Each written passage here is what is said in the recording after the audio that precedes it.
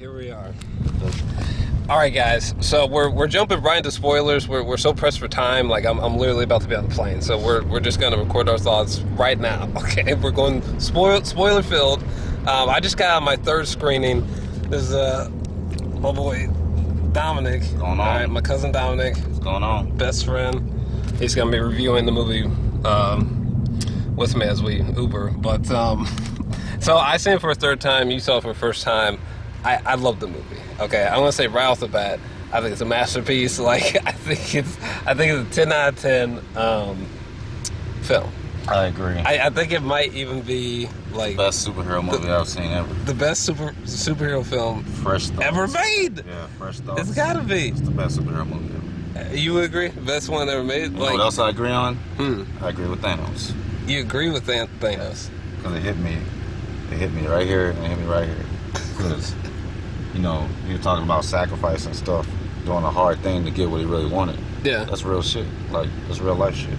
You know, he's a horror, like a horror movie. First off, let's unpack Thanos for a second. Like, the first, 3-5 minutes of this film, like, everything before the title card where it says, like, Avengers. Him kicking the Hawk's ass. Everything before that was incredible. Him kicking the Hawk's ass like that, doing fucking Jason Bourne martial arts. Right. He was Just doing... start the movie off like that. Like, he literally, not only did he kill Loki, right? Good. Should have ripped his head off. What? And then, even when when it said Marvel Studios and they highlighted the 10, because it's been 10 years, 18, 19 films now, you could, even during, the logo, you could hear in the background, oh no, we got men down, there's no assault, and you hear, this ominous music, and you know. Thanos wasn't playing around. He wasn't playing around. He had a goal to reach. Right. He didn't get in the way. That was it. Scorched. When he killed Spider-Man, though. What? What's it? First off, not only do I think this is the best superhero film of all time, I think this has the best superhero movie ending of all time, and possibly my favorite movie ending of all time, because they did something. Because he sat down on a sunny Sunday afternoon after he killed everybody and just relaxed. He finally relaxed. He relaxed. He finally got the job he wanted. The movie, I wrote this down, right? Like I took a bunch of notes. I took a bunch of notes for this film, and I was saying that it's not even. It doesn't feel like a crossover film. It feels like an event film. Like it feels like an emotional horror film. It's essentially what this movie is. Like we just went on a fucking ride. How could they end the movie with Thanos winning? Like, think about that. People turning into ash. Like, what? That's horrifying.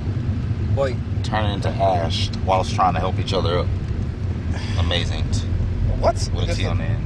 Oh, I don't put my notes. Kevin Bacon should have been in the movie. Kevin Bacon? Since they mentioned him, would have been hilarious. Oh, he probably would have saved everybody. Thanos won. Good. Dumb. He won. They're gonna do something with. No, they're gonna use the time stone. Oh yeah. And they're definitely gonna bring a whole bunch of people. They're gonna Dragon Ball their ass. Right. Yeah. It's just like Dragon Ball Z. This is the closest equivalent to what an authentic live action Frieza murdering everybody. Yamcha getting murdered. Everybody. That's what that just was. That was the equivalent of a Dragon Ball Z film. A real one. What else? The character deaths tore my brain apart. The first 5 minutes blew my mind.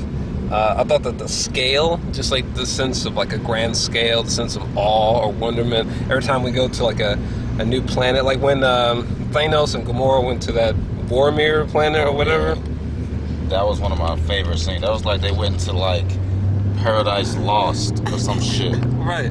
And fucking Red Skull popping out of nowhere, boy. Oh yeah, Red Skull. That was some sick metaphoric shit right there. There was man. Them playing the Angel of Death or some shit, the Guardian, whatever stone that was. What was it? The Soul Stone. I think so. Yeah. With and it made sense that it was the Soul Stone because he had to make that sacrifice. We see so many different planets. She's like, why the fuck are you crying? What are you crying for? We see so many different planets, realities, and galaxies that it becomes disorienting. Mm-hmm. It just becomes disorienting. I know some people will probably, no doubt, have a lot of issues that there's a lot of location jumping. There's a lot of character viewpoint switches. There's a lot of that. But they made it. It was measured right. To me, I thought it was well balanced. Like emotionally, the action, complex character moments. I don't have any substantial flaws. I have like little nitpicks. Yeah. For example, like Doctor Strange when he. What does he do? When he gives the stone to Thanos, like when I first walked out, I was like, "Wait, what? Egotistical Doctor Strange? Yeah, he gave up that narcissistic. He didn't even hurt Iron Man that bad. He gave up that quick. I was like, what? But then again, a lot of people have been theorizing that Doctor Strange is doing that. He gave up the stone actually because of something that he witnessed in the future.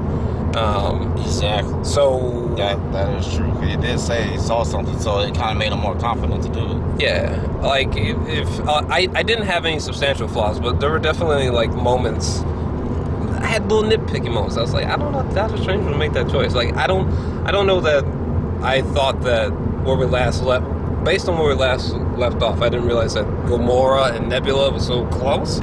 Like when Gamora was like wincing from Nebula being tortured by Thanos, and she like gave up information. I was like, Gamora, really? Yeah, that quick. Really? Like, she was trying to kill you for all these years. Like, yes, I didn't realize they were tight like that now. They they patched it up in Galaxy 2, Guardians 2. Yeah, like there's moments where characters make decisions or reactions like that felt kind of. Peter Parker's reaction when he was dying, that was real. That was like a kid finding out he has like cancer or something, like he's about to die.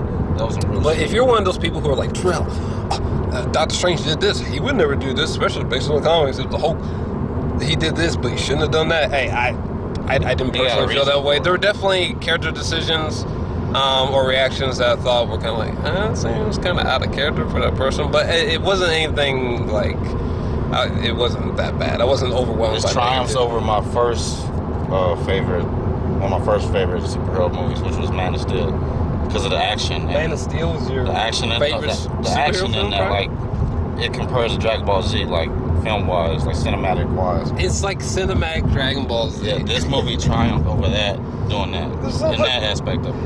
I think that Thanos, and I'm looking at some notes as well, but I think Thanos might be my favorite movie villain all time.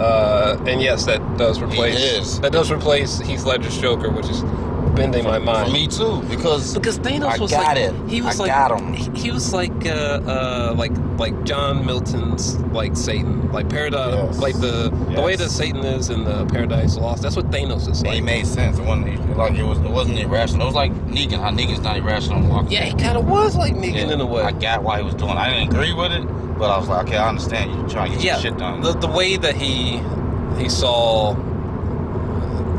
taking care of overpopulation, taking care of societies who are killing themselves off and bringing themselves to extinction. Thanos' best way to like get rid of that stuff was just like to commit mass genocide. Almost like like a wild forest fire. It burns a lot, but it actually kind of helps in a way, so it's kind of like Thanos views himself as like a forest fire doing some cleansing. Let's cut the load down a little bit, Let's just cut down low a little bit.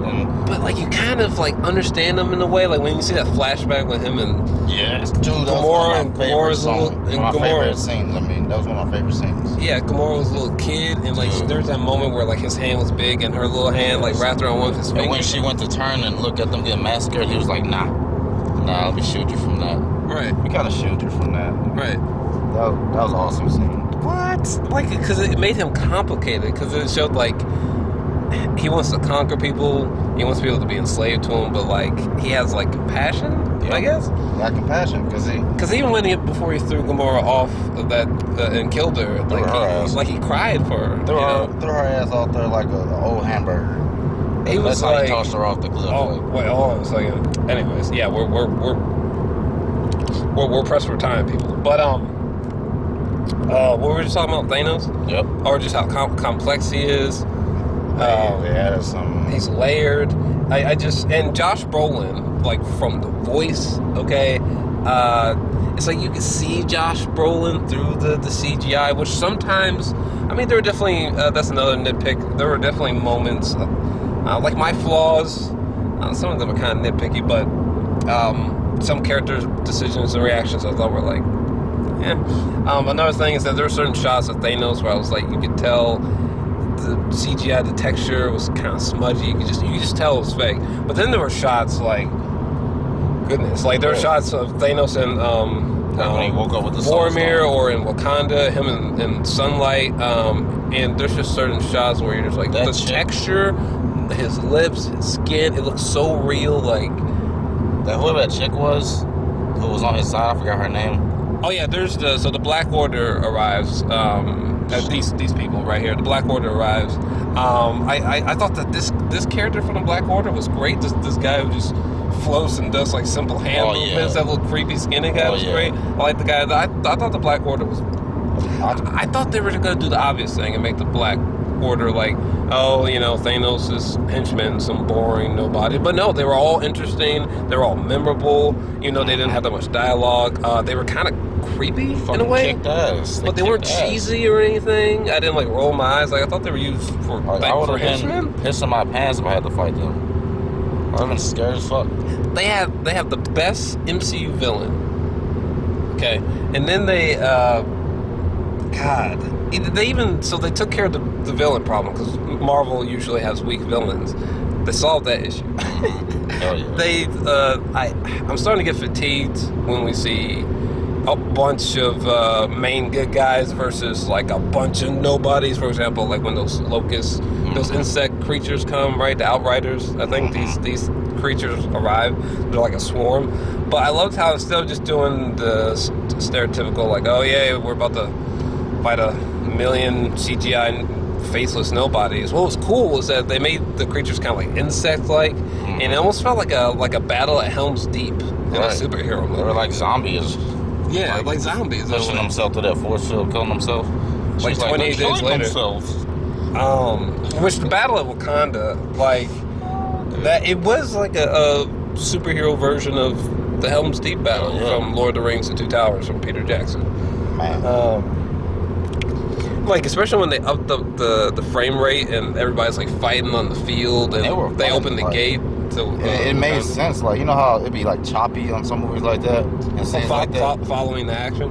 No, like when the action starts, it's kind of like choppy. Like you don't know what you're looking at. No, in this movie, like you can see like who they're fighting. Like there's so much shit going on, but you can still see it clear. Like you can look around and see like, oh, they're fighting over here.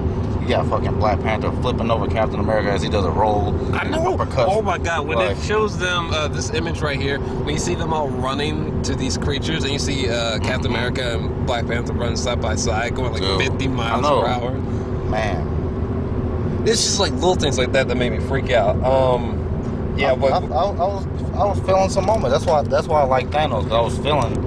Like, I felt them, what he was saying. I was like, okay, I can't get it. This ain't just bullshit. Yeah, I, like, understood things. He's not just killing, like, there's no, like, aimless idea that he's trying to do. Wakanda, I thought that Wakanda was perfectly executed. As soon as they showed the first shot where you see that big statue of the Black Panther, you see that huge image of Wakanda, like, the depth of field, like, I was like, what? Cinematography is perfect right there. Yeah, I thought cinematography was perfect, and, What else?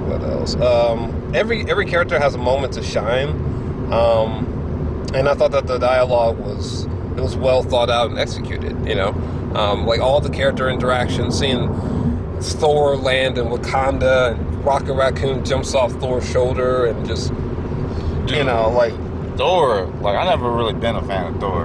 Yeah, but these last movies and shit, he's kicked ass, like, especially in this one. Right, like when Thor goes to... First off, Thor goes to that place where he absorbs the energy of a star for a moment. That's how powerful it is. Like, I love how they remind you that he's not like a superhero, like he's like a god. It reminded me perfectly, because I forgot. Like, I was like, I fucking don't like Thor. But in this movie, I was like, shit, this dude's sick. Like, when the movie opened up with Thanos, like... dragging Thor across the ground. I thought he had his head. He was holding his head. I thought he just had his head and that was it. Oh, just like... I was about to say, what? You thought Thanos was just holding a severed I was like, no, Thor head? I thought it was just Thor's head. I thought it was Chris Hemsworth's head and Josh Brolin's hand. That would have been horrifying if they did that. Wait, what is this, a dream? And just dragging his lifeless body around. But the movie is overwhelming. The scale is so huge, it's overwhelming. The character interaction, seeing Captain America being like, "What's up?" to Black Panther, and seeing like Doctor Strange and Iron Man like verbally like tee off on each other, seeing Star-Lord and Iron Man trying to out joke each other. It's just like even Scarlet Witch and Vision. I even liked that. I thought that was kind of cheesy before. Oh yeah, the romance between Scarlet Witch and I thought Paul Bettany and Elizabeth Olsen. I thought they had perfect chemistry. I loved their scenes together. Surprisingly, her accent did disappear. Well, I mean, I'm cool with that. Did it? The accent's gone. Yeah, her accent might not be the best, but I'm kind of glad she got rid of it because I didn't like that. I thought she was used great. First off, she's super bad. Oh yeah. I thought she was better than Black Widow. This movie? Yeah. Yes. Her character in this movie was substantial. It was needed. Like she was like more important than Black Widow. Like when it showed them Vision and Scarlet Witch when they were walking up to where were they? I think they were in Scotland. And they're just regular people. Well, they get a cup of coffee. Yeah, they're about to hit the cafe. Probably go see a movie. Probably. I was like, there's like David Fincher level shots. That's another thing we should talk about. This is the first film that was ever shot entirely in IMAX. First Marvel film? No, any film. It's the first movie ever shot entirely in IMAX. Because you know Christopher Nolan, he might shoot like 40 minutes in IMAX. Mm-hmm. Or like this is the whole movie. Damn. I kind of noticed that a little bit. The biggest opening weekend of all time. It made $250 million. Jesus. And just north, like in America. I might have to see that again. It's already made $600 million worldwide. Dude, I see why you. Man, the movie. It's the best. Like it's overwhelming. That's why it took me so long to get this review out. It's overwhelming. There's so many details to like freak out about. I'm gonna say this: DC needs to quit. They just need to cinematically quit the DCEU. Because you can't make nothing like stand against that. They're not making nothing that can stand against it. Even the last film, even Civil War, they're not making nothing that can stand against it. There was a scene with just Thanos walking when he appeared at Wakanda. He was just walking, and he's just effortlessly, like he just takes the Hulk, who's in the Hulkbuster suit, makes him mold into like a concrete wall. Like, fuck off, man. He just throws a couple people away. He literally hit Captain America with a one-hit KO. One hit jab right to the chin.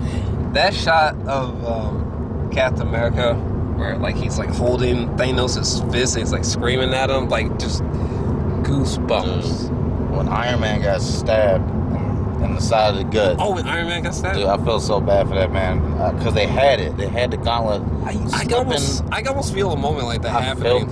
I felt it because they kind of took the music out for a second, and when he got stabbed, I was like, when Star-Lord found out that Gamora died, I was like, that's another thing. I was like, wait, character introduction. Don't tell him. Like, do not tell this dude. When we see Spider-Man for the first time, we see him in a bus, and we see the hairs on his arms stand up because of Spice Sense. When we first see Star-Lord for the first time, the way that he's dancing, that perfect song choice, and the way that it perfectly introduces us to the cast, Drax being funny, Rocket Raccoon, like Marvel, everybody's personalities I felt were retained. I think any fan of Marvel or comics, superheroes period, will be satisfied with that film. Like, how could you're gonna I feel like people hating this film are just. I feel like they're being like overly. If you walked out this movie and you were like, oh, not only did I hate it, but I thought Thanos was terrible. Something's just wrong with you. I thought this character decision was terrible. I hate this. If you came out of this movie like that, I guess we saw two completely different movies. You shouldn't watch movies. You shouldn't watch films. Is there flaws in there? Is there things to nitpick? Sure, yeah. But I didn't think that every film will have that. That the film was bad. No, this is letting us know that Marvel is like saying that when it comes to superhero movies, we're it. We're it right now. I mean, like when Doctor Strange, when he dissed Iron Man and he was like, I don't work for you, Tony Stark, like everyone else in your life does. I mean, there's almost too many awesome moments to talk about. Yeah, that's why I got to see it again. I got to get a second run in again real soon. Not like waiting for it to come out. I got to see it in theaters again. Thanos being a Hulk, a bearded Captain America? God, when we see Captain America for the first time, when he steps out of the shadows. When he's just a shadow himself, and that train's going by, you kind of know it's him. Like, oh shit, they fucked up Cap. That moment where they had a brilliant plan to take out Thanos. Dude, and it worked. It worked. They were all holding him down. Spider-Man, Doctor Strange, Mantis. They even used Mantis in an extraordinary way. She held them under. They had him. As much as I love Thanos' concept of what he wanted to do, I wanted him to lose. And they had him. I wanted that plan to work. But because Gamora died and because Star-Lord couldn't take it, well, who the fuck decided to just let that loose? Who the fuck decided to just let that loose at that? It was her sister. I mean, I guess she was feeling the pain too. But oh yeah, Nebula. Like I was like, Nebula, stop speaking. She was like, stop talking. Like, what are you doing? It felt like the ending of Seven with Brad Pitt. That's what it felt like. Yes, like what's in the box? What's in the box? That's exactly what it felt like. And if that's what they're going for, they totally achieved the same mood, the same tension, the same heartbreak inducing. Tell him that she went off for a sandwich or did something. She's somewhere else. Don't tell him she's dead right there. I almost walked away from the screen when Star-Lord was getting mad. I was like... And then make it worse, Spider-Man's like, I got it. It was like slipping off. And again, for people who hate the film, you might be like, well, guys, weren't you watching? They had plenty of time to pull off the glove. That's just plot armor. Listen, again, if you hate the film, I feel it, but I didn't think it was that bad. There was no negative in this movie where I was like, facepalm, hated, like nothing. Like, I love this movie. When she had him under, and he was like, I thought that the glove... He looked so real. He looked so creepy because his eyes were grayed out, right? I thought that the glove thing was like real. Like, that kind of... It didn't seem like cheesy or stupid to me that it didn't come off in time. I didn't think that at all. I didn't either. I wasn't like, oh, they could have been got that shit. I didn't think that at all. I didn't either. We didn't... How big this man's hand is. Here's another thing that I said. Oh, well, first off, there's just too much in this movie. There was a giant Peter Dinklage. I actually thought that was really... That actually happened. Really funny. That actually happened. I think it's ironic too. The humor I thought was incredible. I love Peter Dinklage. Yeah, the humor I thought was completely on point. Even though I think they could have... It was a lot of jokes. I think I personally would scale back the amount of jokes, but yeah, there was a lot. I was fine with it. They were joking in the middle of a war. Yeah. Thor's like, "Oh, you took my beard." like they would try to use jokes to cover up a really dark moment that they just did, and sometimes the moment would be so dark that it was like, yeah, the humor. The Gamora thing about that again. I didn't forget she died, but until I saw Star-Lord, that's when I thought about it again. I was like, oh shit. Right. Because he doesn't know. He's just like going about things as if everything's peachy. Right. And then one thing I said is that this is a Thanos origin story disguised as a heist film for the Infinity Stones, featuring nearly every major character from the last 18 MCU films. Like, that actually just happened. Like, even the post-credit scene, which we didn't have time to stay for because, like, I have to be on the plane soon, sadly. But the replay value is huge. Probably the biggest out of any superhero film I've ever seen. The post-credit sequence I thought was also exceptional. That, and there were many aspects of this film that remind me of The Leftovers. Like, when they started disappearing, 2% of the population of the universe just evaporated, turned to dust. Doctor Strange, Spider-Man is gone. Black Panther. There's nowhere for them to escape it. Like, there's nowhere. They could have been on another star system. He actually snapped his fingers, and he actually removed half all known life in the universe. That actually happened. I didn't even think that was a possibility. You didn't see him like... That's the way they did that was strange too, like in a good way, because I didn't know he did it. It just happened. Thor was like, wait, what did you just do? I mean, I don't like the sense that, like, a lot of these people who disappeared are coming back. That might be my only real issue there. You know they're coming back. They're coming back. But in this film, they definitively died. Like, Thanos definitively won. Like, some people might be conflicted in a way, like I was a couple of days ago, where it's like, well, some of these people are just going to come back, so it's like, why should I even be so shocked? But it's like, they still...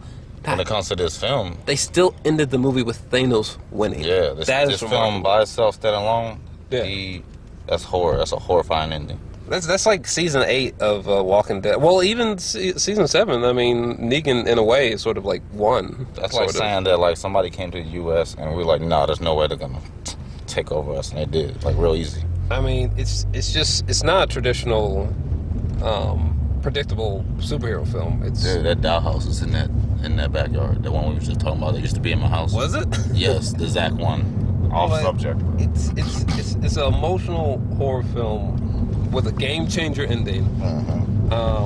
It's like the darkest, trippiest episode of the HBO's The Leftovers, just with the MCU's skin. I haven't watched it. I mean, there's enough action, there's enough shocking imagery, there's enough, shattering revelations, there's enough unpredictable, epic moments to satisfy multiple viewings. Hell yeah. Even small, just like small things, like Thanos waking up on that planet where he kills Gamora, and like for a second it looks like he's laying in clouds, but then suddenly he's laying in water. Yeah, that was like some dream-like shit right there. That just happened. This just happened. Whatever this is. I don't know what's going on with the traffic right now, but I don't know. Again, we're sort of pressed for time, evacuation or some shit. Hey, can I say something real quick? Yeah. What a cool conversation to listen to. Yeah, sorry, I'm a YouTuber, and like we literally had to do this review like right now. Yeah, but you guys sound like you belong on a major television network somewhere. Thanks. That was so fun. Yeah. I raised my hand to ask a question, but you did? I thought you were. I thought you were. What question did you have? No, you're fine. You guys were on a roll. I thought, leave them alone. Yeah, that's how pressed for time we are. Yeah. And actually, I'm probably gonna have to need you to take me to the next place here, but I'll add a location. You need another. You're gonna need a. You want to? I thought you said on the phone you wanted to drop your friend. Yeah, I'm about to drop him off, and then I gotta be taken to a place that's like 6 minutes from here or something. But anyways, maybe we'll do a part 2 because you can tell we're pressed for time. But I'm feeling it 10 out of 10. Like 10 out of 10. You feeling? What do you think rating wise? 10 scale. What would you? I was gonna say 10 out of 10 because I can't wait till I see it again. Yeah. I can't wait to give it a rating to then, but yeah, I simply didn't have any substantial issues. It just like shattered my expectations. They ended the movie with Thanos winning. Yes, and he sat there in the sunlight looking at a field. He just went. For the record, where is Thanos at? I don't know, but he goes to another thing that's interesting is that it looks like the gauntlet like melted. Yeah, the glove looks like it melted. So it's kind of like in the comic where he got away, but they kind of mixed that in at the same time because he was hurt, but he still won in this version. But in the comic, I think he lost, but they got the gauntlet from him. But he ended up getting away. Oh crap! I forgot to tell him we got turned by that Super 8. Or have we not gotten that far yet? No, we ain't got that. Oh, we haven't gotten that far. Okay. What movie did you guys see? Avengers. The newest one? Yeah, the one that just came out. Okay, I gotta go see it now. Oh yeah, man. But if you're into anything like that, you'd love it. I've never gone and saw an Avengers movie, but I'll go see this one. The ending? Yeah, it's worth it. It just ends with Thanos just sitting back, relaxing. Just relaxing. He just killed half the universe, and he's just picking peaceful. up He's just watching the sunset. And he's about to cry, and he's smiling. He's just like, I do. Like it. That's how you feel when you did a job that's been real hard. Like in Breaking Bad when Heisenberg when he got Gus and he knew. He got Gus. And you know how hard it was for him to do that? It's the same thing. Like he had to sit down and have some lemonade. I can't believe kids are gonna be seeing this. That's the thing okay, so probably my favorite scene is the last one with Spider-Man. Because it sunk in that he was just a kid, right? Just what, 16 years old, 17 years old. Like he's just some kid, and to hear him like begging for his life before he goes. Turn up. Okay, because it's got me right. It's got you stopping right here. Yeah, we gotta. Go. The Super 8's to the left, isn't it? I think it's to the right. It's to the right. If you go up here. Super 8's to the right. Okay, yeah, it's this apartment complex on the next street to the right. Okay. Yeah, you just gotta turn by that Super 8. You'll be heading the right way. But yeah, Spider-Man's death, like him begging for his life. Dude, that was horrifying. He was all, please, Mr. Stark, I'm not feeling good. Help me, please. I don't want to go. Yes, that was perfect. And Iron Man was like, no, everything will be. Everything's all right, kid. Yeah, everything's all right. Man, you know how dark that was. He had to sit with that. Yeah, right here. He had to sit with that. But yeah, I might make a part 2 to this video. We gotta go, but I'm feeling it 10 out of 10. 10 out of 10. I just can't even with this movie.